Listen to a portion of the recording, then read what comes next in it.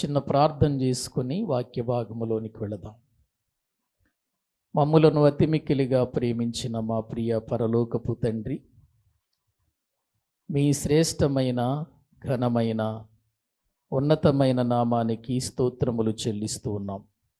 తండ్రి, ఈ రాత్రి వేళ మరొకసారి మేమందరము కలిసి మీ సన్నిధిలో కూర్చుండి ఇప్పటి వరకు ప్రారంభ ప్రార్థన నుండి పాటల ద్వారా మీ నామాన్ని మీరు ఘనపరుచుకున్నారు. అందుకై మీకు స్తోత్రములు చెల్లిస్తూ ఉన్నాం. తిరిగి నీ వాక్య ధ్యానములోనికి వెళ్ళుచుండగా పరిశుద్ధాత్మ సహాయము నడిపింపు బోధిస్తున్న నాకు అనుగ్రహించండి. వినుచున్న ప్రతి ఒక్కరూ పరిశీలనగా వాక్యాన్ని గుర్తించి సత్యమును ఎరిగి నీ చిత్తములో నడుచున్నట్లుగా ప్రతి ఒక్కరిని సిద్ధపరచమని ప్రార్థిస్తూ, మత్తయి సువార్త ధ్యానాలలో నుండి మా అందరితో మీరు మాట్లాడుతున్నప్పుడు మేమందరము నీ వాక్యము యొక్క విలువను గుర్తిరిగి నీ వాక్యపు వెలుగులో మేము నడిచి ముందు కొనసాగుటకు తగిన సహాయము చేయమని ప్రార్థన చేస్తూ, మా ప్రభువు మా రక్షకుడు మీ ప్రియ కుమారుడైన యేసుక్రీస్తు ప్రభువు పేరట ప్రార్థించి స్తుతించి వేడుకుంటున్నాము తండ్రి. ఆమేన్. ప్రభునందు ప్రియులారా, మత్తయి సువార్త ధ్యానాలలో 9 అధ్యాయాలు మనము ముగించుకొని 10వ అధ్యాయములోనికి మనము వచ్చాం. కనుక ఈ సమయములో మత్తయి సువార్త 10వ అధ్యాయము మొదటి 4 వచనాలు వాక్యములో నుండి మనము చదువుకుందాం. మత్తయి సువార్త 10వ అధ్యాయము మొదటి నుండి 4 వచనాల వరకు మనము చదువుకుందాం. ఆయన తన 12 మంది శిష్యులను పిలిచి అపవిత్రాత్మలను వెళ్ళగొట్టుటకును, ప్రతి విధమైన రోగమును, ప్రతి విధమైన వ్యాధిని స్వస్థపరుచుటకును వారికి అధికారం ఇచ్చెను. ఆ 12 మంది అపోస్తుల పేర్లు ఏమనగా, మొదట పేతురనబడిన సీమోను, అతని సహోదరుడగు ఆంద్రేయ, జబదయి కుమారుడగు యాకోబు, అతని సహోదరుడగు యోహాను, ఫిలిప్పు, బర్తలోమయి, తోమా, సుంకరి అయిన మత్తయి, అల్పయి కుమారుడగు యాకోబు, తద్దయి యను మారుపేరుగల లెబ్బయి, కనానీయుడైన సీమోను, ఆయనను అప్పగించిన ఇస్కరియోతు యూదా. చాలండి. ప్రియులారా, దైవ గ్రంథంలో 9 అధ్యాయాలలో ప్రభువైనటువంటి యేసుక్రీస్తు వారి యొక్క ఉన్నతమైనటువంటి మాటలు మనము నేర్చుకున్నాం. ఆయన ఏం మాట్లాడాడో, ప్రజలకు ఏం బోధించాడో, శిష్యులకు ఆయన ఏమి నేర్పిస్తున్నాడో, ఆయన ఏ విధంగా శిష్యులను పిలిచాడో దేవుని వాక్యములో నుండి మనము నేర్చుకుంటూ వస్తున్నాం. 10వ అధ్యాయమునకు వస్తే అక్కడ వ్రాయబడిన మాట, ఆయన తన 12 మంది శిష్యులను పిలిచి, తరువాత మనము చూస్తే వారికి అధికారం ఇచ్చెను అని మనం చూస్తున్నాం. మొదటి లైన్లో శిష్యులను పిలిచాడు అని ఉంది. ఆఖరి లైన్లో మొదటి వచనంలో వారికి అధికారం ఇచ్చాడు అని వ్రాయబడింది. పిలుచుట, అధికారం ఇచ్చుట. ఎవరిని పిలిచాడు, ఎవరికి అధికారం ఇచ్చాడు అనేది మనం తెలుసుకోవాలి. ఎందుకంటే యేసుక్రీస్తు ప్రభువారు శరీరధారిగా భూమి మీద ఆయన 33.5 సంవత్సరాలు జీవించాడు అనేది మనమందరము ఎరిగినటువంటి సత్యం. 30 సంవత్సరాలు ఆయన తల్లిదండ్రుల ఎదుట, అంటే యోసేపు మరియల ఎదుట పెరిగాడు. వారితో పాటు పనిచేశాడు, వారితో పాటు దేవుని మందిరానికి వెళ్ళాడు, వారితో పాటు ధర్మశాస్త్రం చదివాడు, వారితో కూడా కలిసి వారు చేస్తున్నటువంటి పని చేసినట్లుగా మనము చూస్తున్నాం. 30 సంవత్సరాల తరువాత 30వ ఏట ఆయన బాప్తిస్మమిచ్చు యోహాను అనేటువంటి వ్యక్తి చేత బాప్తిస్మము పొంది అక్కడ నుండి ఆయన సువార్తను ప్రారంభించినట్లుగా దైవ గ్రంథంలో మనము చూస్తున్నాం. సువార్తను ప్రారంభించిన తరువాత ఆయన కొంతమంది శిష్యులను ఏర్పాటు చేసుకున్నాడు. తనతో కూడా పని చేయటానికి, తనతో కూడా సహకారులుగా ఉండటానికి, తన తర్వాత వారు దేవుని పనిలో నిమగ్నం అవటానికి, వారికి అనేక సంగతులు నేర్పించాలని, వారిని దేవుని యొక్క విషయాలతో నింపాలని ఆశించి 12 మందిని ఆయన ప్రత్యేకముగా ఆయన పిలిచాడు అని వాక్యములో మనము చూస్తున్నాం. పిలిచినటువంటి ప్రభువు వారికి అధికారం ఇచ్చాడు. ఏం అధికారం ఇచ్చాడు? అపవిత్రాత్మలను వెళ్ళగొట్టుటకును, ప్రతి విధమైన రోగమును, ప్రతి విధమైన వ్యాధిని స్వస్థపరచుటకును వారికి ఏమిచ్చాడు చెప్పండి? అధికారం ఇచ్చాడు. ఎవరికి ఇచ్చాడు అధికారం? అపవిత్రాత్మలను పోగొట్టే అధికారం కానివ్వండి, స్వస్థపరిచే అధికారం కానివ్వండి, ఎవరికి ఇవ్వబడింది? ఆయన పిలిచినటువంటి శిష్యులకు ఇవ్వబడినట్లుగా దేవుని వాక్యములో మనము చూస్తున్నాం. అంటే వారికి అధికారం ఇచ్చాడు. ఆయన ఆ అధికారము వారికి ఇవ్వకపోతే వారు ఏ స్వస్థత చేయలేరు, ఏ అద్భుతాన్ని చేయలేరు. ఎందుకు దేవుడు ఈ అపోస్తులు అనబడుతున్న వారికి ఈ విధమైన అధికారం ఇచ్చాడు అనంటే, ఇతడు అపోస్తులుడు అని ప్రజలు గుర్తెరగాలి అనంటే వీరిలో క్రీస్తులో ఉన్న చిహ్నాలు కనపడాలి. ఏంటి క్రీస్తులో ఉన్న చిహ్నాలు? ఏ విధముగా యేసు ప్రభులో మనము ఈయన దేవుని కుమారుడు, పరలోకము నుండి దిగి వచ్చినటువంటి దైవం ప్రియుల కుమారుడు అని చెప్పటానికి కొన్ని రుజువులు బైబిల్ గ్రంథములో యేసు ప్రభు ద్వారా మనము చూస్తాం. ఎందుకంటే ప్రవచనాలు చెప్పాయి గనుక. ఆనాడు ప్రవక్తలు ప్రవచించారు, ఇదిగో ఈయన దేవుని కుమారుడు అని మీరు గుర్తుపట్టటానికి ఆయన ఏ విధమైన కార్యాలు చేస్తాడో, ఏ విధమైన అద్భుతాలు చేస్తాడో మీరు గమనించి తెలుసుకోండి అని యెషయా ప్రవక్త ద్వారానే తెలియచేశాడు. చీకటిలో ఉన్నవారు వెలుగు చూస్తారని, నలిగిన వారి హృదయాలు ప్రియులారా తెప్పరిల్లతాయని, అంత మాత్రమే కాకుండా గ్రుడ్డివారు కన్నులు తెరవబడతాయని, కుంటివారు నడుస్తారని, చీకటిలో అంధకారములో ఉన్నవారు వెలుగులోనికి వస్తారని, అవి దేవుని కుమారుడైన యేసుక్రీస్తు ద్వారా కలుగుతాయి అని ప్రవక్తలు ప్రవచించారు.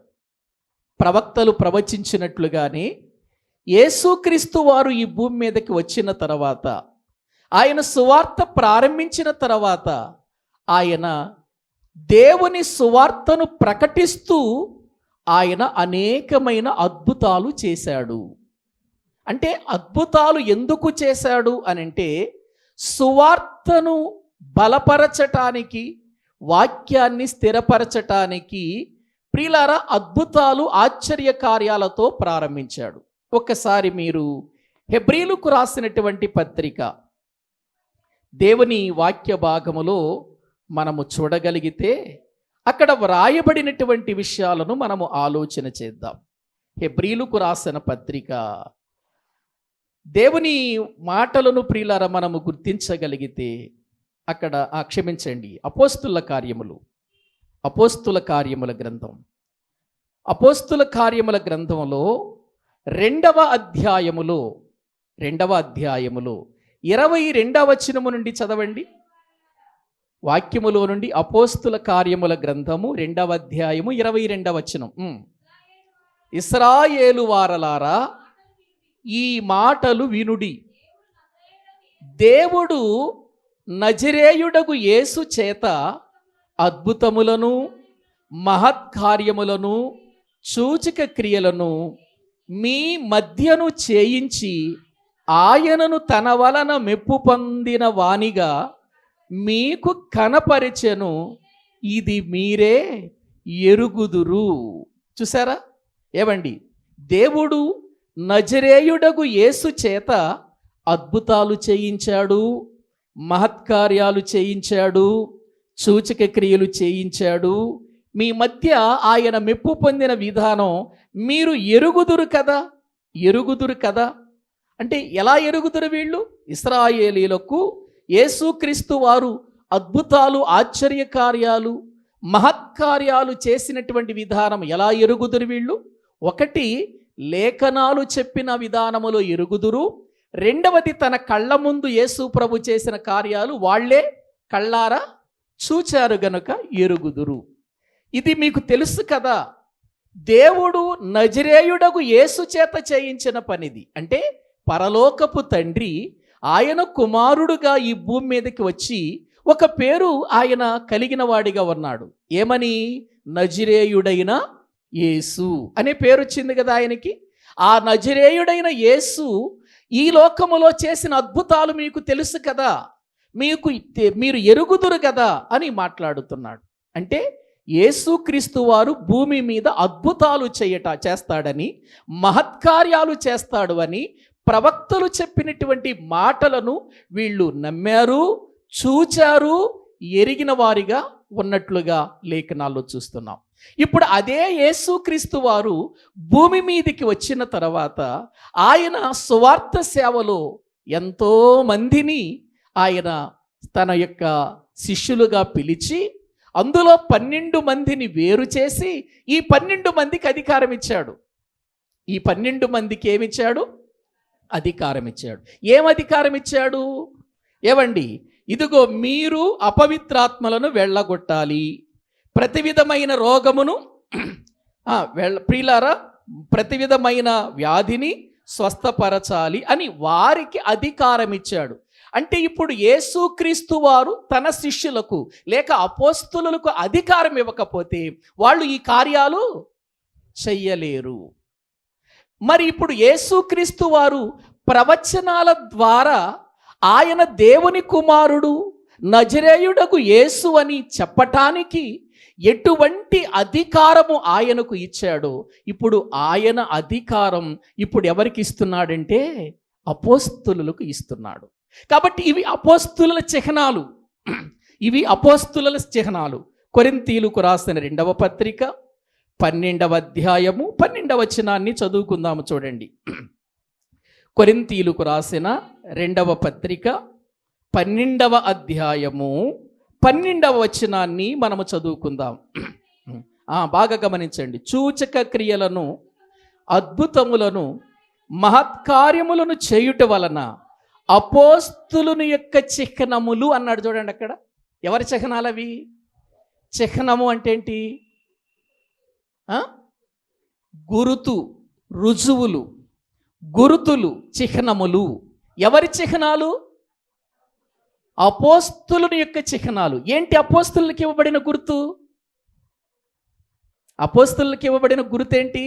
అద్భుతములు చేయటానికి, దయ్యములను, ప్రతి విధమైన రోగములను స్వస్థపరచటానికి అధికారం ఇచ్చాడు గనుక ప్రియులారా అవి అపోస్తులుని యొక్క చిహ్నాలయ్యాయి. ఇవి అపోస్తుల చిహ్నాలు. మాకు కూడా ఉందండి అధికారం అని ఈరోజు కొంతమంది బయలుదేరారు. వాళ్ళకి ఏ చిహ్నం ఉంది? ఏ గుర్తుంది? మేము కూడా చేస్తామని. ప్రియులారా, అవి అపోస్తులకు మాత్రమే ఇవ్వబడ్డాయి. అపోస్తులు మాత్రమే చేశారు వాళ్ళు. ఇంకా వీళ్ళని ప్రభువు ఒకానొక సందర్భంలో సరైన విధానములో నమ్మనప్పుడు, వీరి హృదయాలను ప్రియులారా కఠినం చేసుకున్నప్పుడు వారికి దేవుడు ఎంత గట్టిగా వార్నింగ్ ఇచ్చాడో తెలుసా? మీరు ఇవి చెయ్యాలి, మీ వలన ఇదిగో ఇవి జరుగుతాయని. మార్కు సువార్త 16వ అధ్యాయం మార్కు సువార్త 16వ అధ్యాయము బైబిల్ గ్రంథములో నుండి 14వ వచనము నుండి చదవండి. పిమ్మట 11 మంది శిష్యులు భోజనమునకు కూర్చున్నప్పుడు ఆయన వారికి ప్రత్యక్షమై తాను లేచిన తర్వాత తన్ను చూచిన వారి మాట నమ్మనందున వారి అపనమ్మిక నిమిత్తమును హృదయ కాఠిన్యము నిమిత్తమును వారిని చేశాడు, గద్దించాడు. ఏమని? చదవండి. మరియు మీరు సర్వలోకమునకు వెళ్ళి సర్వ సృష్టికి సువార్తను ప్రకటించుడి. నమ్మి బాప్తీసం పొందిన వాడు రక్షింపబడును, నమ్మని వానికి శిక్ష విధింపబడును. నమ్మిన వారి వలన ఈ సూచక క్రియలు కనబడును. ఏంటంటే, నా నామమున దయ్యములను వెళ్ళగొట్టుదురు, క్రొత్త భాషలు మాట్లాడుదురు, పాములను ఎత్తిపట్టుకొందురు, మరణకరమైనదేది త్రాగినను అది వారికి హాని చేయదు, రోగుల మీద చేతులుంచినప్పుడు వారు స్వస్థత నొందుదురని వారితో చెప్పెను. ఏవండి, ఇక్కడ వాక్యంలో మనము చూస్తున్నాం ఎటువంటి కార్యాలు ప్రభువు చేయటానికి ఇష్టపడుతున్నాడో చూడండి. నమ్మిన వారి వలన ఈ కార్యాలు జరుగుతాయి అని చెప్పాడు. ప్రియులారా, నా నామమున మీరు దయ్యములు వెళ్ళగొడతారు, క్రొత్త భాషలు మాట్లాడతారు. అంటే అర్థం లేని భాషలు కాదు, క్రొత్త భాషలు అంటే వారికి తెలియని భాష మాట్లాడతారు, పాములను ఎత్తి పట్టుకుంటారు, మరణకరమైనదేది త్రాగినను వారికి హాని చెయ్యదు, రోగుల మీద చేతులుంచినప్పుడు వారు స్వస్థత నొందుదురని వారితో చెప్పాను. ప్రియులారా, ఈ విధమైన సూచక క్రియలు ఎందుకు ప్రారంభించాడు ఆయన?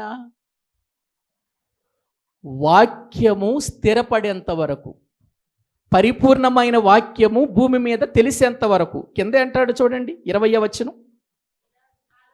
వారు బయలుదేరి వాక్యమంతటా ప్రకటించిరి.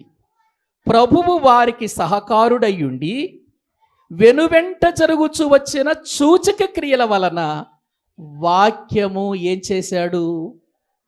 సూచక క్రియలను బట్టి వాక్యమును ఏం చేశాడు? ఆయన స్థిరపరిచాడు, వాక్యమును స్థిరపరిచాడు. ఆ మాటలు బాగా అర్థం చేసుకోవాలి మీరు. సూచక క్రియల వలన వాక్యమును స్థిరపరచుచుండెను అని దేవుని వాక్యములో మనము చూస్తుంటున్నాం. ఇప్పుడు నేను చెబుతాను, ఇప్పుడు ఈ మాటలు వీరికి చెప్పే టయానికి వాక్యము స్థిరపడిందా? స్థిరపడిందా? ఏవండి, శిష్యులకు ఆ మాటలు చెప్పే సమయానికి వాక్యము స్థిరపడిందా?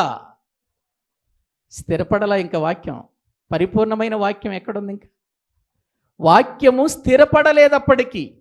ఒకవేళ వాక్యమే స్థిరపడితే, ప్రియులారా, యేసు ప్రభు యొక్క శిష్యులు మళ్ళీ వారి యొక్క జీవితంలో ప్రియులారా అనేక రకాలైనటువంటి అనుమానాలతో నమ్మనటువంటి విధానములో ఉండేవారు కదా. అసలు ఎందుకు చెప్పాడు ఆ మాట?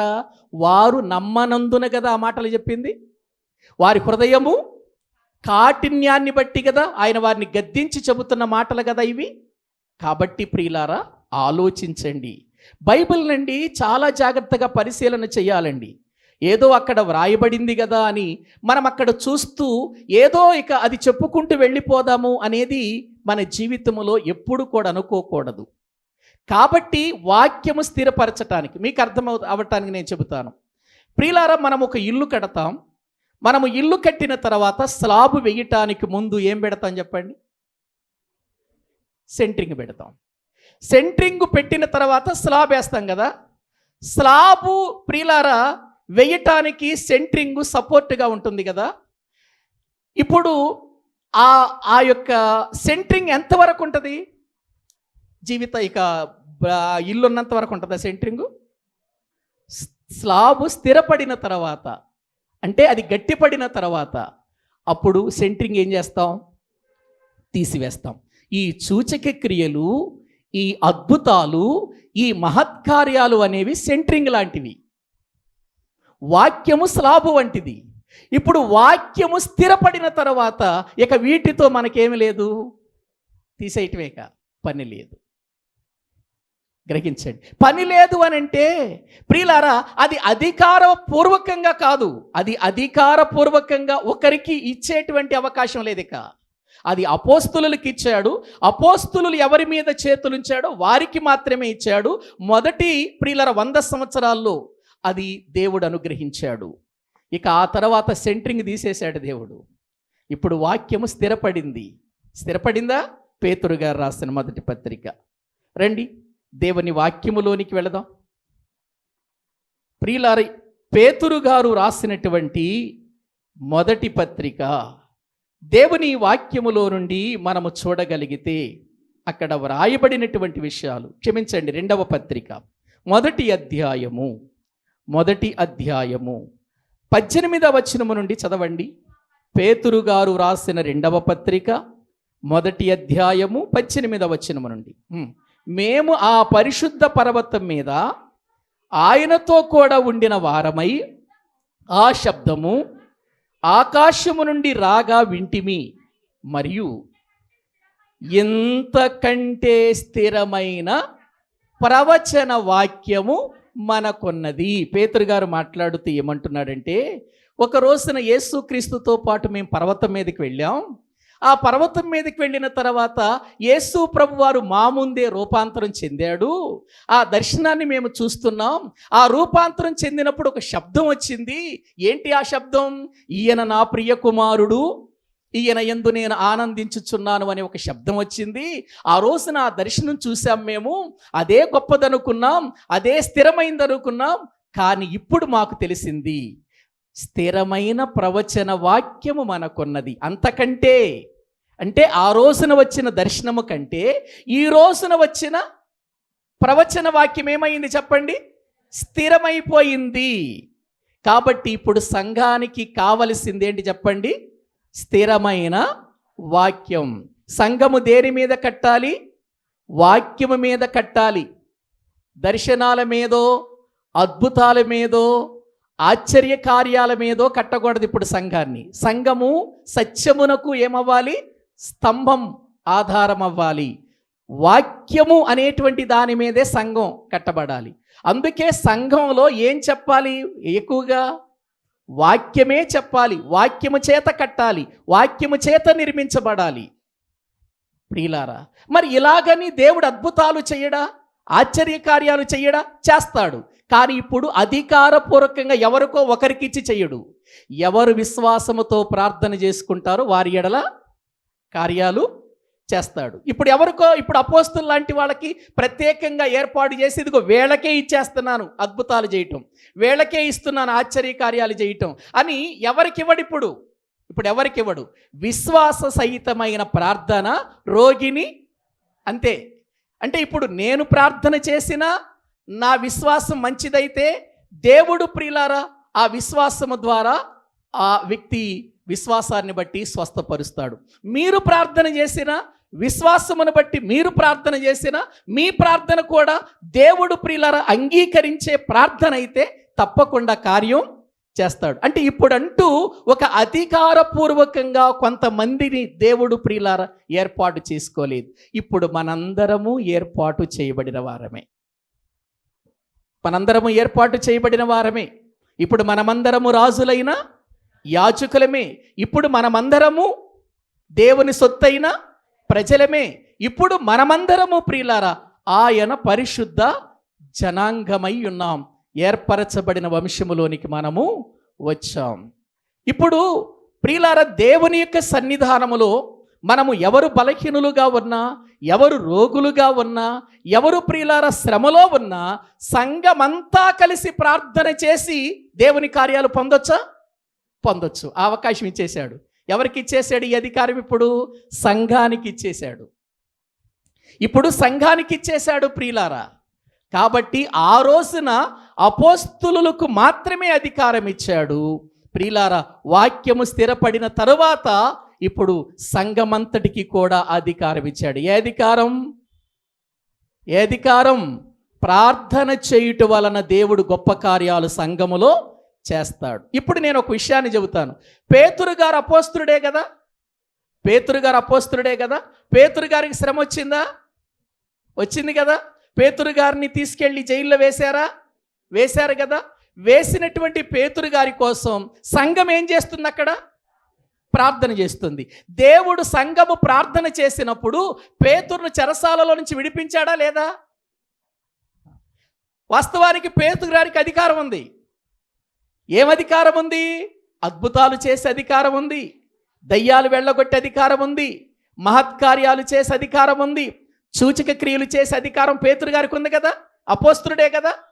కానీ ఇక్కడ చెరసాలలో వేయబడిన తర్వాత ఇప్పుడు పేతురు గారు చెరసాలలో మౌనంగా ఉండిపోయాడు, పడుకున్నాడు. ఇప్పుడు సంఘం ఏం చేస్తుంది చెప్పండి? ప్రార్థన చేస్తుంది. ఇప్పుడు సంఘ ప్రార్థన దేవుడు విన్నాడా? విన్నటువంటి దేవుడు ఇదిగో పేతురుని చెరసాల నుంచి బయటికి తీసుకొచ్చాడా? విశ్వాసము ద్వారా కార్యం జరిగిందా? జరిగింది. ఇప్పుడు సంఘానికి దేవుడిచ్చిన ఒక గొప్ప అధికారం ఏంటో తెలుసా అండి?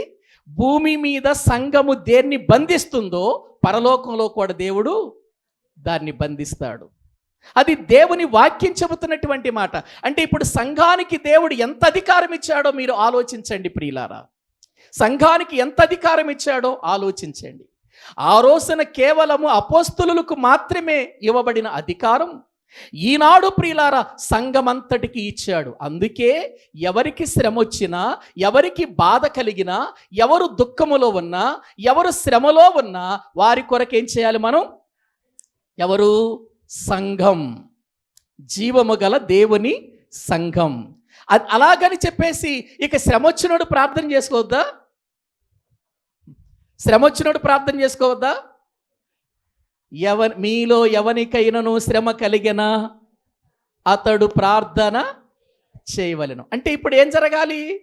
ఒక వ్యక్తి జీవితంలో శ్రమ కలిగినప్పుడు శ్రమ కలిగిన వ్యక్తి ప్రార్థన చేసుకోవాలి. ప్రియులారా సంఘము కూడా ఏం చేయాలి చెప్పండి? ప్రార్థన చేయాలి. కాబట్టి ఇప్పుడు అధికారం మొత్తానికి వచ్చేసింది ప్రియులారా. ఇప్పుడు నేనే స్వస్థత వరం కలిగిన వాడిని అని చెప్పే అవకాశం కానీ అధికారం కానీ ఎవరికి లేదు. ఇటువంటి మాటలు చెప్పేవారిని నమ్మకండి. ఒకవేళ నమ్మితే వారి దగ్గరికి ఒక కుంటివాడినో, ఒక గ్రుడ్డివాడినో, ఒక కాళ్ళు చేతులు లేనివాడినో తీసుకెళ్ళి నిలబెట్టి మీరు స్వస్థత వరం కలిగింది అని మీరు చెబుతున్నారు కదా, ఈ కుంటివాడిని గబాల్ని లేపేసేయండి వెంటనే అని మీరు అడగండి. లేపుతారా? ఉన్నారా? గుడ్డివాడిని తీసుకెళ్ళి వాళ్ళ ముందు నిలబెట్టండి. ప్రియులారా ఆ గుడ్డివాడి కన్నులు తెరవగలుగుతారా వీళ్ళు? లేదండి. ఆ అధికారం ఎవరికి ఇచ్చాడు? అపోస్తులులకి ఇచ్చాడు. ఆ రోజున అపోస్తులులకి ఇచ్చాడు. ఎందుకు? వాక్యము స్థిరపడేంత వరకు. అక్కడ వరకు ఎందుకండి? బైబిల్ గ్రంథంలో పౌలు గారు మొదట్లో దేవుని వాక్యం చెప్పేటప్పుడు ఆయన ఎవరిని ముట్టుకున్నా లేక ఆయన చేతి గుడ్డలను తీసుకొని వెళ్ళి రోగులకు ప్రియులారా తగిలించినా వాళ్ళు ఏమైపోయారు? స్వస్థత పడిపోయారు. పౌలు గారు మొదటి టైంలో ప్రియులారా ఆ అద్భుతాలు, ఆ ఆశ్చర్య కార్యాలు ఎంతో అద్భుతంగా జరిగాయి. తర్వాత పౌలు గారికే రోగం వచ్చింది. పౌలు గారికే రోగం వచ్చింది. పౌలు గారు దేవుని సన్నిధిలో ముమ్మారు ప్రార్థించాడు.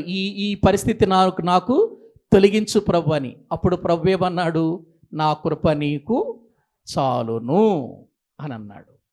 ఆ తర్వాత పౌలు గారి ద్వారా రక్షించబడినటువంటి తిమోతి పాపం గ్యాస్ట్రిక్ ట్రబుల్తో చాలా బాధపడుతూ ఉండేవాడు, కడుపు నొప్పితో చాలా బాధపడుతూ ఉండేవాడు. తిమోతికి ఉత్తరము రాస్తూ పౌలు గారు ఏమన్నాడంటే, అయ్యా తిమోతి, నీకు అప్పుడప్పుడు కడుపు నొప్పి రావటం నాకు చాలా బాధాకరంగా ఉంది, కాబట్టి నీ కడుపు జబ్బు నిమిత్తము కొంత ద్రాక్షారసము పుచ్చుకొనుము అని అన్నాడా? చూడండి ఒకసారి ఆ మాట. ప్రియులారా, బైబిల్ గ్రంథములో తిమోతికి వ్రాసినటువంటి ప్రియులారా మొదటి పత్రిక, తిమోతికి వ్రాసినటువంటి మొదటి పత్రిక 5వ అధ్యాయము బైబిల్ గ్రంథములో 23వ వచనం చదవండి. ఇక మీదట నీళ్ళే త్రాగక నీ కడుపు జబ్బు నిమిత్తమును తరచుగా వచ్చు బలహీనతల కోసరమును ద్రాక్షరసము కొంచెముగా, తరచుగా ఏమొస్తుందట అతనికి? కడుపు జబ్బు, తర్వాత బలహీనత. ఎవరికి? తిమోతి గారికండి. ఎవరు తిమోతి గారు? పౌలు గారి యొక్క ఆత్మీయ కుమారుడు. పౌలు గారి ఆత్మీయ కుమారుడు. పౌలు గారు ప్రార్థన చేసి చేతి గుడ్డలు ఇస్తేనే బాగుపడ్డారు కదా ఆ రోజున. మరి ఏదైనా ఒక కచ్చిపో ఏదైనా ప్రార్థన చేసి ఇచ్చి తిమోతికి ఇవ్వండి, పాపం కడుపు జబ్బుతో బాధపడుతున్నాడని ఇచ్చి పంపించవచ్చుగా. మరి పంపించకుండా ఏమంటున్నాడంటే, ఇప్పటి వరకు నీళ్లే త్రాగావు, కడుపు జబ్బు నిమిత్తం నీళ్లే త్రాగావు, ఆ నీళ్లు ఎక్కువగా త్రాగుతున్నావు, మంచిదే. ఆ నీళ్లతో పాటు ఏం తీసుకోమంటున్నాడు?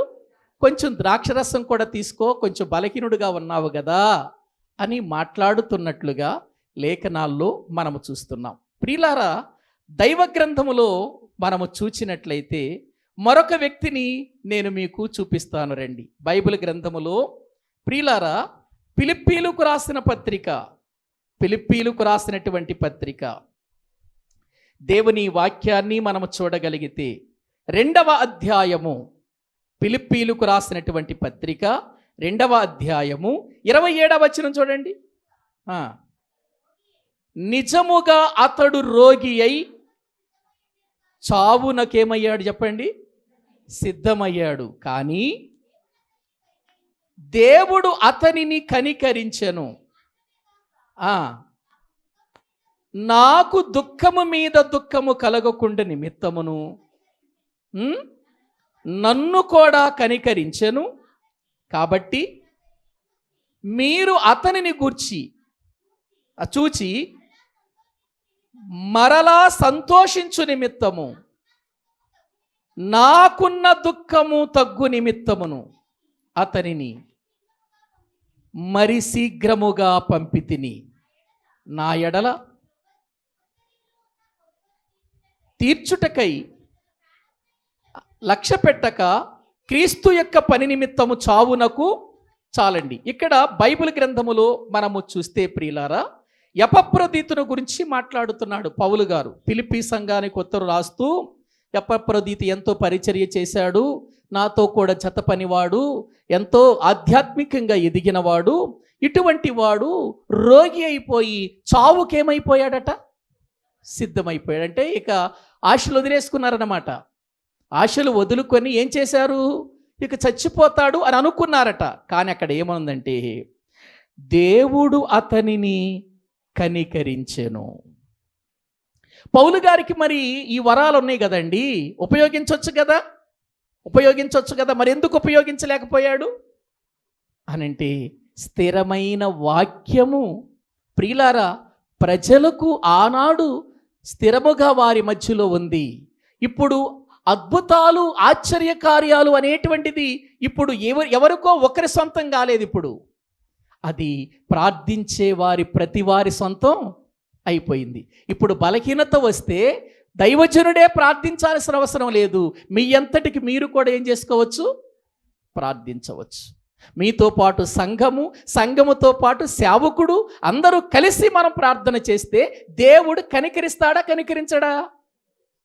కనికరిస్తాడు. కాబట్టి ఇప్పుడు మనం ఎవరో ఒకళ్ళ మీద ఆధారపడాల్సిన అవసరమేక లేకుండా దేవుడు ఆ యొక్క శక్తిని, ఆ విశ్వాస జీవితాన్ని, ఆ గొప్ప కార్యాన్ని మన జీవితములలో మనకు అనుగ్రహించాడు.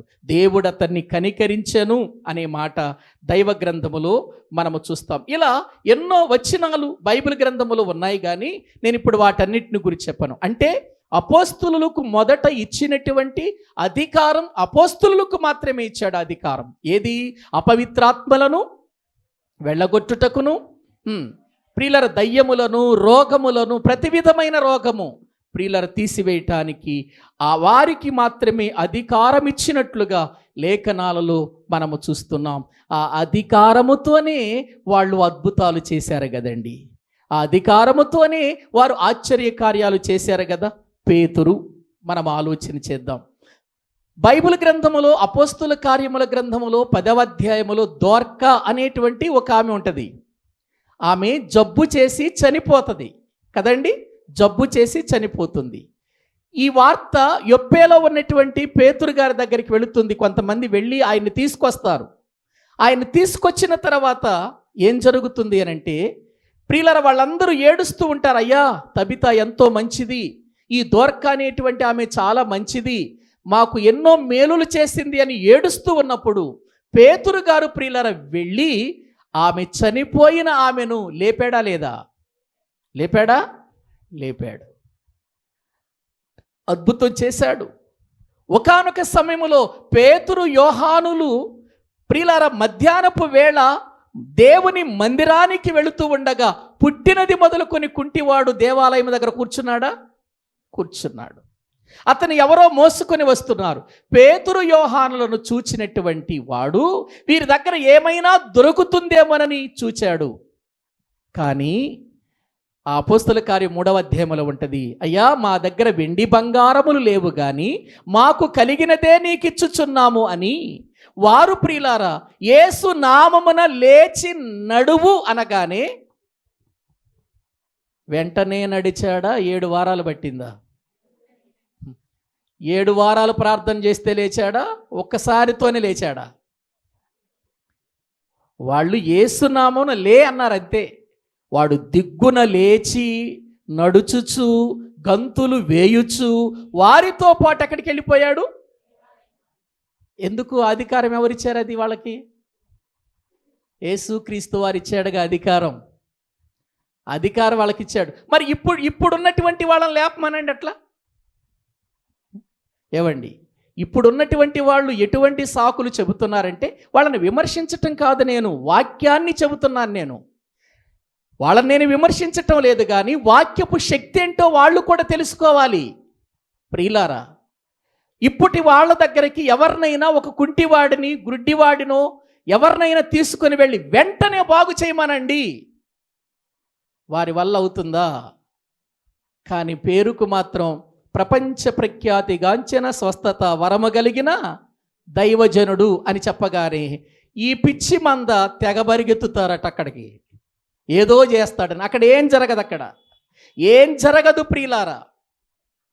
ఇటువంటి పరిస్థితులు నేటి దినాలలో ఎక్కువైపోయాయి. ఇటువంటి పరిస్థితులు ఎక్కువైపోయాయి. ప్రభువేమో నీకు శ్రమ కలిగితే నీవే నీ గదిలోనికి వెళ్ళి మోకరించి ప్రార్థన చేసుకోమన్నాడు నిన్ను. కానీ ఇప్పుడు వీళ్ళకి బద్ధకం వేసి ఇంట్లోకి వెళ్ళి వీళ్ళు ప్రార్థన చేసుకోవటానికి బద్ధకం వేసి వీళ్ళకి విశ్వాసం లేక ఎక్కడో ఏదో జరిగిపోతుందట, ఎవరో ఒక ఆయన వచ్చాడట, అద్భుతాలు చేసేస్తున్నాడట అని ప్రియులారా ఎలా పరిగెత్తుతున్నారంటే వాళ్ళ దగ్గరికి విచిత్రంగా పరిగెత్తుతున్నారు. వీళ్ళంతా వాక్యపు శక్తి ఎరుగని వారు, వీళ్ళంతా వాక్యపు యొక్క శక్తిని తెలియనటువంటి వాళ్ళు వీళ్ళు. ప్రియులారా, దేవుని సన్నిధిలో ప్రార్థించండి అని చెప్పటం వేరు, మాకు తప్ప మరొకరికి అద్భుతాలు చేసే అధికారం లేదని చెప్పటం వేరు. ఏవండి, ఆయన నమ్మిన దేవుడే మనము నమ్మాం కదా. ఏవండి, అద్భుతాలు చేస్తున్నావని చెప్పుకున్న వాడిని మనము కలిగి ఉన్నాం. మనమెంత ఆయన పిల్లలమో ఆయన కూడా అంతే. ఆయనేమి గొప్ప కాదు దేవుని దృష్టిలో.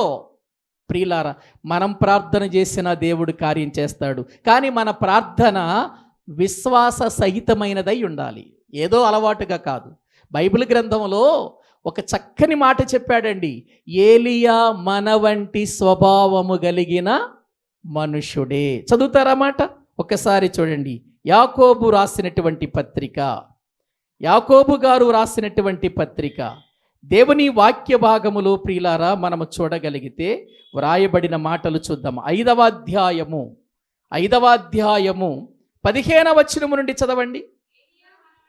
15వ వచనం, విశ్వాస సహితమైన ప్రార్థన ఆ రోగిని స్వస్థపరుచును, ప్రభువు అతని లేపును, అతడు పాపములు చేసిన వాడైతే పాప క్షమాపణ నొందును.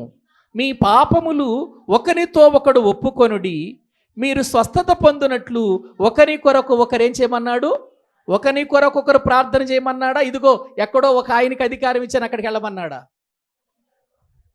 సంఘంలోనే ఒకరి కొరకు ఒకళ్ళు ఏం చేసుకోవాలి?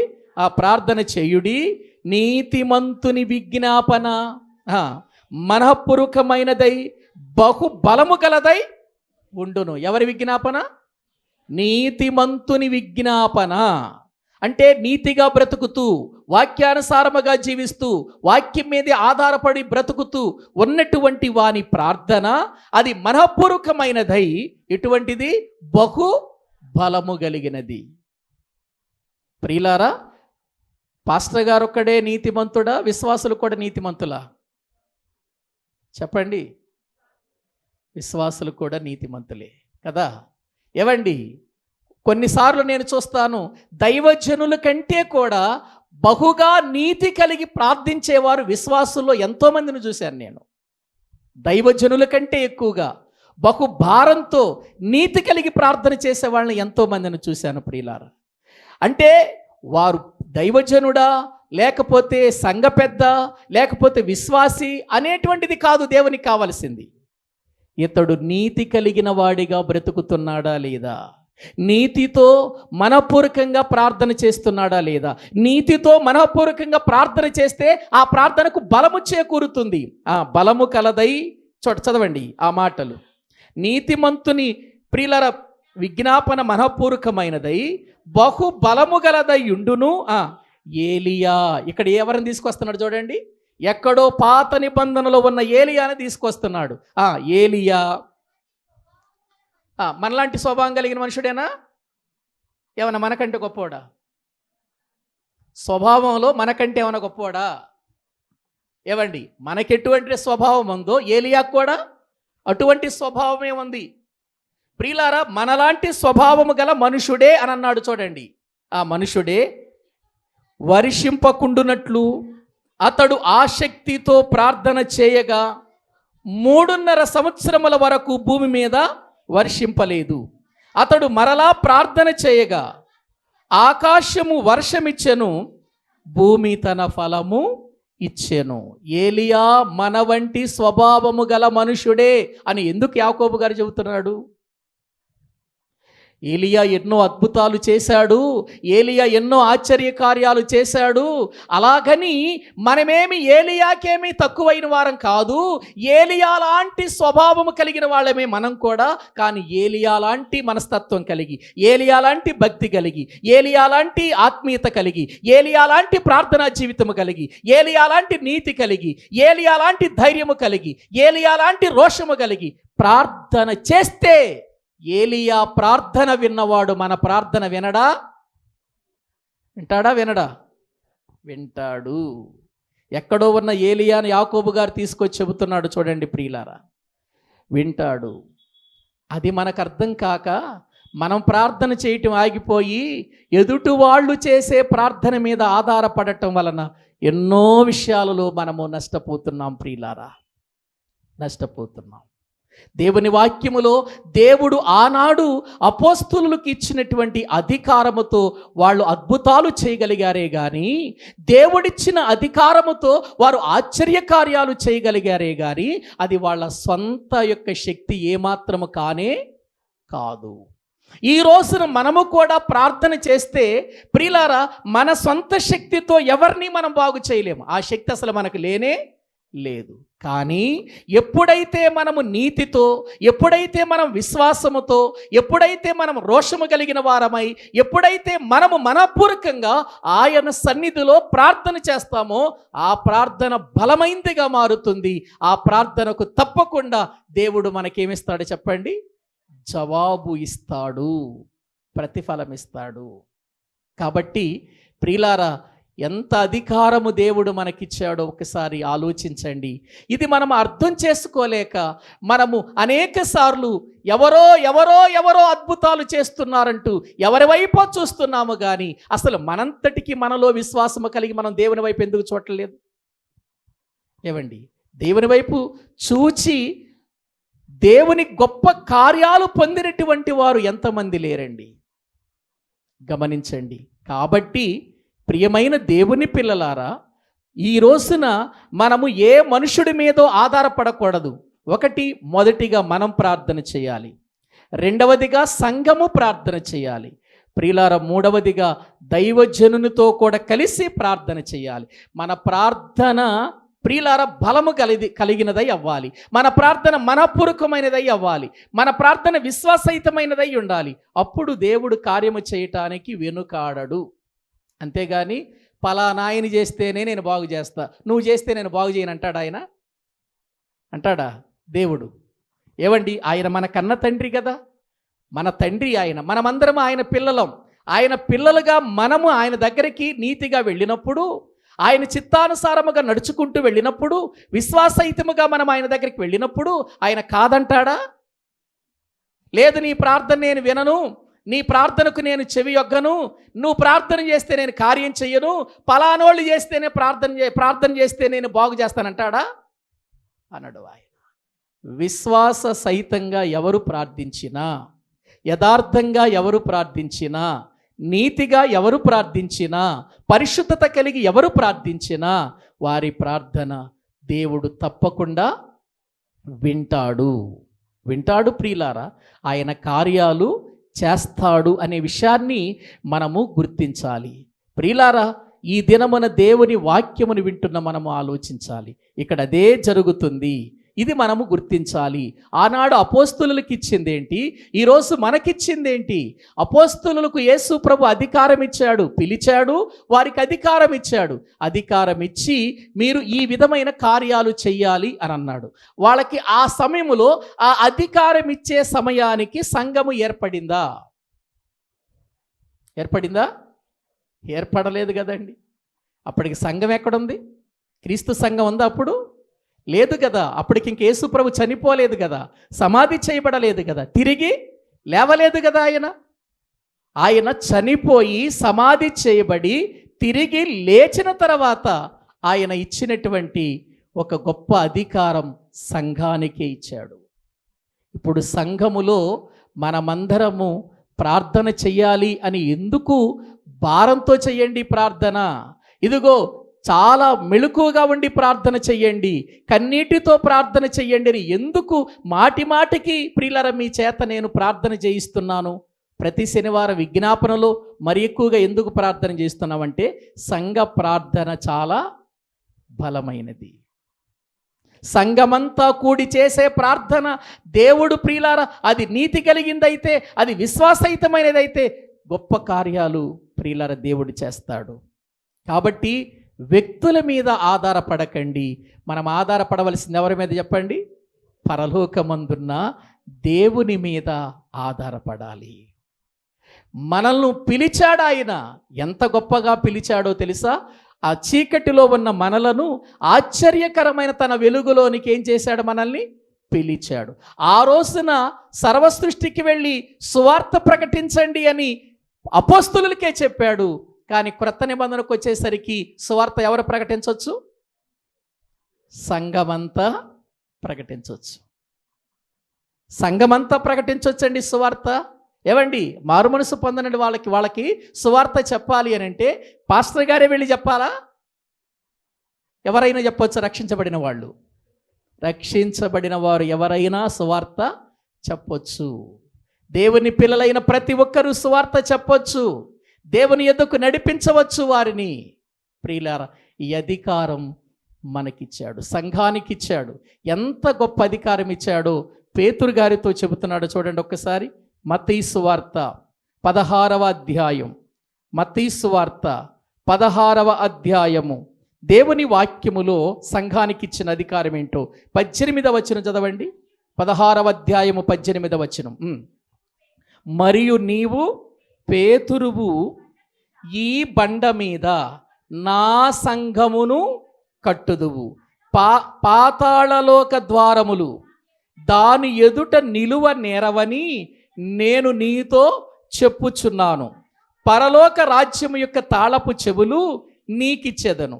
నీవు భూలోకమందు దేని బంధించుదువో అది పరలోకమందును బంధింపబడును, భూలోకమందు దేని విప్పుదువో అది పరలోకమందును విప్పబడునని అతనితో చెప్పెను. అక్కడ మాటలు మీరు బాగా గుర్తించండి. పేతురు గారితో చెబుతున్న మాట ఏంటంటే, ఏమంటున్నాడు? మరియు నీవు పేతురువు, మరియు నీవు పేతురువు అని అన్నాడు. అంటే నువ్వు ఒక రాయివి. పేతురు అనే మాట పెట్రా అనేటువంటి పదము నుండి వచ్చింది ప్రియులారా. కాబట్టి నువ్వు పేతురువు. పేతురు అంటే రాయి అని అర్థం. ఇప్పుడు పేతురుతో ఏమంటున్నాడంటే, ఈ బండ మీద నా సంఘమును కట్టుదు అన్నాడా, నీ సంఘాన్ని కడతావన్నాడా? అంటే ఎవరి సంఘం అది? సంఘం ఎవరిది? దేవునిది. అంటే యేసుక్రీస్తుది ఈ సంఘం. సంఘాన్ని కట్టడానికి అధికారం ఎవరికి ఇచ్చాడు? అవకాశం ఎవరికి ఇచ్చాడు? పేతురు గారికి ఇచ్చాడు. నీవు పేతురువు, ఈ బండ మీద నా సంఘమును కట్టుదువు. కట్టుదువు. ఆ కట్టుదువు కాదు, కట్టుదు నేనే కడతానంటున్నాడు. ఈ బండ మీద నా సంఘము నేను కడతాను పేతురు. ఆ సంఘానికి ఎంత అధికారం ఇస్తానో తెలుసా? పాతాళలోక ద్వారములు దాని ఎదుట. సంఘానికి ఇచ్చిన అధికారం అండి ఇది. సంఘానికి ఇచ్చిన అధికారం. ఏమి నేరవట? పాతాళలోక ద్వారములు దాని ఎదుట నిలువ నేరవని నీతో చెప్పుచున్నాను. పరలోక రాజ్యము యొక్క తాళపు చెవులు నీకిస్తాను అని అంటున్నాడు. ఏమండి, ఏమిస్తానంటున్నాడు? పరలోక రాజ్యము యొక్క తాళపు చెవులు నీకిస్తాను. అంటే ఇప్పుడు పరలోక రాజ్యము యొక్క తాళం తెరవటానికి ఎవరికిచ్చాడు తాళపు చెవులు? పరలోక రాజ్యము యొక్క తాళపు చెవులు ఎవరి చేతికిచ్చాడు? పేతురికిచ్చాడు. నీకిచ్చేదను అన్నాడు కదా, నీకిస్తాను. అంటే పేతురు, నువ్వు చెప్పిన ప్రసంగం వలన, నువ్వు మాట్లాడిన మాటల వలన నేను సంఘమును ప్రారంభిస్తాను. అదేగా జరిగింది. పెంతెకొస్తు దినాన్న పరిశుద్ధాత్ముడు దిగి వచ్చినప్పుడు పేతురు లేచి దేవుని వాక్యము చెప్పగా ఆయన మాటల చేత హృదయములో పొడవబడి వారందరూ కూడా మారు మనసు పొంది 3,000 మంది ఒకేసారి ఏం పొందారు? వాళ్ళు రక్షణ పొందారు. ఇప్పుడు ద్వారాలు తెరుచుకున్నాయా లేవా? తాళాలు తెరిచాడుగా. అంటే వాక్యమనే తాళపు చెవులు తీసుకొని, వాక్యమనే తాళపు చెవులతో అప్పటి వరకు శాస్త్రులు పరిసయ్యులు మూసేసినటువంటి దేవుని యొక్క రాజ్యపు తాళపు చెవులను ఏం చేశాడు? తెరిచాడు వాక్యంతో. ఇప్పుడు పరలోక రాజ్యపు తాళపు చెవులు ప్రియులారా పేతురు గారికి ఇచ్చి తెరిచిన తర్వాత ఇప్పుడు అది సంఘానికి ఎంతగా ప్రియులారా దేవుడు అవకాశం ఇచ్చాడంటే, ఇప్పుడు సంఘములో ఉన్న ప్రతి ఒక్కరూ కూడా ఈ యొక్క రక్షణ పొందనటువంటి వారిని పరలోకములోనికి తీసుకుని వెళ్ళే అవకాశం ఇచ్చాడా లేదా? ఇచ్చాడండి. పేతురు గారికి ఇచ్చిన తాళపు చెవిలే ఇప్పుడు మన చేతికి ఇచ్చాడు. ఏంటనుకుంటున్నారు ఆ తాళపు చెవులు ప్రియులారా? పరలోకపు తాళపు చెవులు ఏంటో ఒకసారి లూకాసు వార్త 11:52 చూడండి. లూకాసు వార్త 11:52.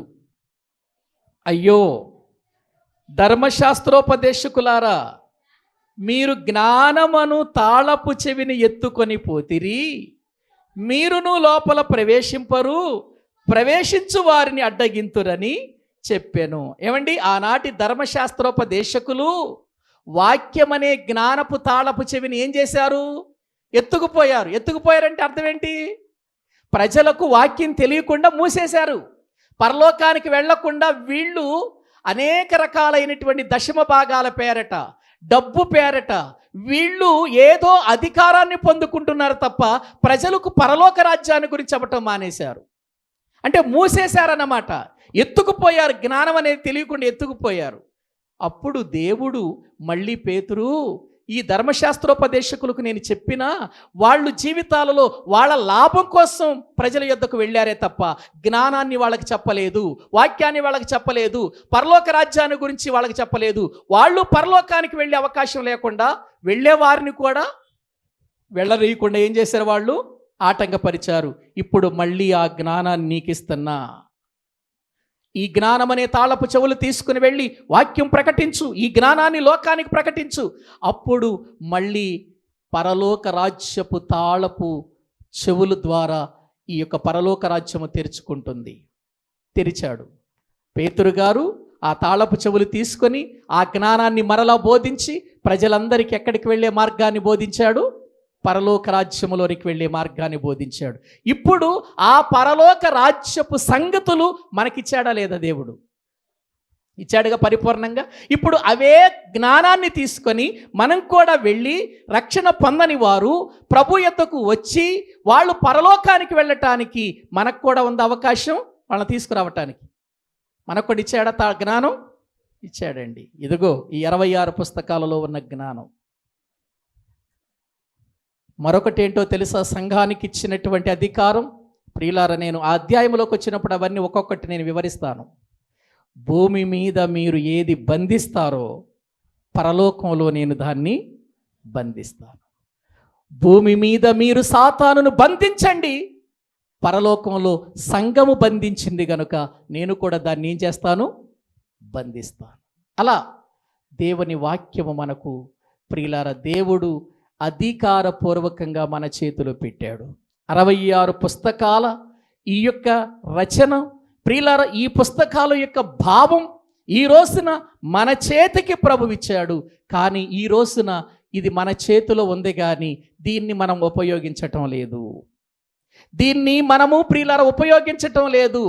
ఏదో మన జ్ఞానాన్ని ఇందులో పొందుపరుస్తున్నాము, కానీ ఈ జ్ఞానాన్ని నేర్చుకొని ఈ జ్ఞానాన్ని తెలుసుకొని ఈ జ్ఞానము ద్వారా అనేక మంది కట్టులు విప్పటానికి మనం ఇష్టపడటం లేదు. నేను ఒక విషయం చెబుతున్నాను, దేవుని వాక్యానికి మన జ్ఞానం ఎప్పుడు కూడా ప్రియులారా దానితో కలపకూడదు. మన జ్ఞానాన్ని దేవుని జ్ఞానంతో కలపకూడదు. దేవుని జ్ఞానాన్ని మనము తీసుకొని ప్రజల దగ్గరకు వెళ్ళాలి.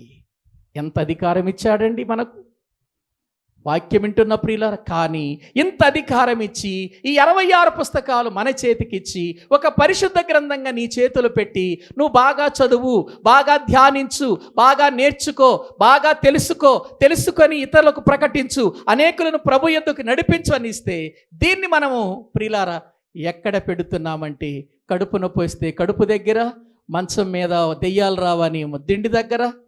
ఎక్కడ ఈ బైబిల్ ఎక్కడ ఉంటుంది చెప్పండి? ఏవండి బైబిల్ ఎక్కడ పెడతాం? ఏవండి వాక్యములో ప్రియులారు ఎక్కడ కూడా ఆ సందర్భాలు లేవు, కానీ మనం ఊహించుకున్నాం. ఎవరో దీన్ని సృష్టించారు, అది నేటి వరకు జరుగుతుంది. అమ్మా, దెయ్యాలు రాకుండా చెడ్డ కళలు రాకుండా ఉండాలంటే బైబిల్ ఎక్కడ పెట్టుకోవాలట? తల దగ్గర పెట్టుకో, దిండి దగ్గర. అసలు దెయ్యాల చరిత్ర అంతా ఎక్కడ ఉంది? ఇందులోనే ఉంది. ఇది పెట్టుకుంటేనే ఎక్కువ వస్తాయి, తెలుసా నీకు? ఏమండి ప్రియులారా, కడుపు నొప్పి వస్తే కడుపు మీద, తలకాయ నొప్పి వస్తే తలకాయ మీద, ఏమండి ఎక్కడ నొప్పి వస్తే అక్కడ పెట్టుకోవటానికి కాదు బైబిల్ ఇచ్చింది. ప్రియులారా, ఈనాడు అలా ఉపయోగించేసుకుంటున్నారు బైబిల్. ఏవండి ఒక ఆయన అయితే ఎవరికో ప్రియులారా పాపం మానసికమైన వ్యాధి వచ్చి ఆ అమ్మాయి పిచ్చిగా మాట్లాడుతుంటే ఆ పిచ్చిగా మాట్లాడుతున్న అమ్మాయికి వచ్చినప్పుడు ప్రార్థన చేసి చక్కగా కౌన్సిలింగ్ ఇచ్చి దేవుని మాటలు చెప్పి ఆ అమ్మాయిని మంచి మార్గంలో నడిపించడానికి బదులుగా దెయ్యం పట్టిందని జుట్టు పట్టుకొని లాగి బైండింగ్ చేయబడిన బైబిల్తో నెత్తి మీద తెగగొట్టేశాడట. బైబిల్ మొత్తం చిరిగిపోయింది. చివరికి ఆ అమ్మాయికి మెదడ వ్యాపు జబ్బు వచ్చి చచ్చిపోయింది. ప్రియులారా, ఇటువంటి పిచ్చి ప్రేలాపనలు చేస్తూ ప్రజలను మోసగిస్తూ ప్రియులారా దేవుని వాక్యంగా ప్రజల యొద్దకు చేరకుండా మోసం చేస్తున్నటువంటి మోసగాళ్ళు ఎంతోమంది బయలుదేరారు. బహు జాగ్రత్తగా ఉండాలి ప్రియులారా. మనం సంఘముగా నీకు ఒక సంఘం ఉంది, నీకు ఒక దైవజనుడున్నాడు, నీ కొరకు ప్రార్థించే వాళ్ళు ఉన్నప్పుడు నీవేదైనా బాధ కలిగినప్పుడు, శ్రమ కలిగినప్పుడు సంఘముతో చెప్పుకొని నువ్వు ప్రార్థన చేస్తూ సంఘముతో కూడా కలిసి ప్రార్థన చేస్తే దేవుడి కార్యాలు చేయడా అండి? చేయడా? ఎక్కడికో పరిగెత్తాలా మనం? లేదండి. ప్రియులారా, ఈ విషయాలు మనము బహు జాగ్రత్తగా ఆలోచన చేద్దాం. ఈ 12 మంది ఎవరో అక్కడ ప్రభువారు చెబుతూ ప్రియులారా వాళ్ళ పేర్లు చెప్పాడండి. దేవుని వాక్యములో మనం చూడగలిగితే చదువుకున్నటువంటి మత్తయి సువార్త 10వ అధ్యాయములో ఆ అపోస్తులు, ఆ 12 మంది అపోస్తులు ఎవరనగా అని మాట్లాడుతూ ఒక్కొక్కరి పేరు చెప్పాడు. అక్కడ 12 మంది పేర్లు చెప్పాడు. ఈ 12 మంది అపోస్తులను గూర్చి క్లుప్తంగా వాళ్ళు ఎక్కడ పుట్టారు, ఎలా పిలువబడ్డారు, ఎలాంటి పని చేశారు అనే విషయాలు వచ్చే వారం నుండి నేను చెబుతాను. బహు జాగ్రత్తగా ఆలోచించండి. కాబట్టి ఈ దినమున దేవుడు ప్రియులారా మనల్ని పిలిచాడు అనే విషయం మర్చిపోకండి. మనకు పరిశుద్ధాత్మని వరాన్ని ఇచ్చాడు అనే విషయాన్ని మర్చిపోకండి. మన జీవితాల్లో ప్రార్థన చేస్తే గొప్ప కార్యాలు జరగటానికి దేవుడు విశ్వాసం ఇచ్చాడు అని మర్చిపోకండి. నీతిగా మనం ప్రార్థించి బలము కలిగిన ప్రార్థన చేస్తే దేవుడు మన ఎడల కూడా గొప్ప కార్యాలు చేస్తాడు. శ్రమలు రావని నేను చెప్పను, రోగాలు రావని నేను చెప్పను, బాధలు రావని చెప్పను. ఏవండి, భూమి మీద పుట్టిన ప్రతి మనిషికి వాళ్ళు ప్రభువును నమ్మినా నమ్మకపోయినా రోగాలు వస్తాయి, బాధలు వస్తాయి, కష్టాలు వస్తాయి, ప్రియుల కరువులు వస్తాయి, వేదనలు వస్తాయి, దుఃఖాలు కలుగుతాయి, అవమానాలు కలుగుతాయి, అన్నీ వస్తాయి. కానీ దేవుని సన్నిధిలో నువ్వు ఒక విశ్వాస ప్రియుల పూరితమైన మనఃపూర్వకంగా నీతిమంతమైనటువంటి ప్రార్థన చేయగలిగితే దేవుడు నీ ప్రార్థన వింటాడు, నా ప్రార్థన వింటాడు, మనందరి ప్రార్థన వింటాడు. ఆయన చిత్తాన్ని మన ఎడల తప్పకుండా జరిగిస్తాడు. ఈ విశ్వాసంతో మీరు బ్రతకండి. ఎక్కడికో పరిగెత్తాల్సిన అవసరం లేదు. అవసరమైతే ఒకవేళ మీకు ఇంటి దగ్గర కుదరకపోతే మందిరం ఉంది, రండి, మందిరములో తలుపులు వేసుకోండి, మందిరములో కూర్చొని ప్రార్థన చేయండి, మోకరించండి, దేవుణ్ణి అడగండి. 1 రోజు అడుగుతారా, 2 రోజులు అడుగుతారా, 3 రోజులు అడుగుతారా, వారం రోజులు అడుగుతారా, నెల రోజులు కూర్చుని మందిరంలో ప్రార్థన చేస్తారా? చెయ్యండి. మీకు ఎవరైనా అబ్జెక్షన్ పెడతారా? చేసుకోండి. నువ్వు వస్తావా, నీ కుటుంబం వస్తుందా? రండి, దేవుని మందిరంలో చేసుకోండి ప్రార్థన. మీకు ఇంటి దగ్గర ప్రార్థన చేసుకోవటానికి అవకాశం లేకపోతే దేవుని మందిరం ఉంది, రండి, మీరందరూ దేవుని మందిరంలో మోకరించండి. మీకు శ్రమ కలిగినప్పుడు, వేదన కలిగినప్పుడు, బాధ కలిగినప్పుడు అవసరమైతే ఉపవాసం ఉండండి, కన్నీరు కార్చండి, ఒంటరిగా దేవుని సన్నిధిలో ఇక్కడ ప్రార్థన చేయండి. ఎవరు కాదంటారు? ఆ ప్రార్థన దేవుడి విని గొప్ప కార్యాలు చేయడా? ప్రియులారా, ఆ విశ్వాసములోనికి మనం రావాలి. ఆ విశ్వాస సహితమైనటువంటి ప్రార్థన మనము చేస్తే దేవుడు తప్పకుండా మన శ్రమల్లో నుండి మనల్ని ఏం చేస్తాడు చెప్పండి? విడిపిస్తాడు. అటువంటి ఉన్నతమైన విశ్వాసము కలిగి మనుషులెవరో ఏదో చేస్తారని ఎవరి వైపో చూడక దేవుని వైపు చూస్తూ సమస్తాన్ని జరిగించే దేవుడు నాతో ఉన్నాడు, నా పక్షంగా ఉన్నాడు, నా పక్షంగా కార్యాలు చేస్తాడని విశ్వాసంతో నువ్వు ప్రార్థన చేయి. సంఘముతో కలిసి ప్రార్థన చేయి, దైవజనులతో కూడా కలిసి ప్రార్థన చేయి. దేవుడు తప్పకుండా మన ఎడల గొప్ప కార్యాలు చేస్తాడు. ఆయనకు అసాధ్యమనేది ఏది లేదు. కార్యాలు చేసేది మనుషుడా దేవుడా? దేవుడు. కాబట్టి మనుషుడు అనే మాట నీ మనసులోనే తీసేయి. నీ మనసులోనికి రావాల్సింది ఎవరు చెప్పండి? దేవుడు. అప్పుడు మన జీవితంలో గొప్ప కార్యాలు చూస్తాం. అటువంటి ఉన్నతమైన కృప దేవుడు మనందరికీ దయచేయునుగాక. తలలు వంచండి, ప్రార్థన చేసుకుందాం. తలలు వంచండి, ప్రార్థన చేసుకుందాం.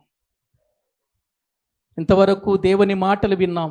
ప్రియులారా, దేవుడు మనకెంత అధికారం ఇచ్చాడో, ఎంత శక్తినిచ్చాడో, ఎంత బలం ఇచ్చాడో అర్థం చేసుకో.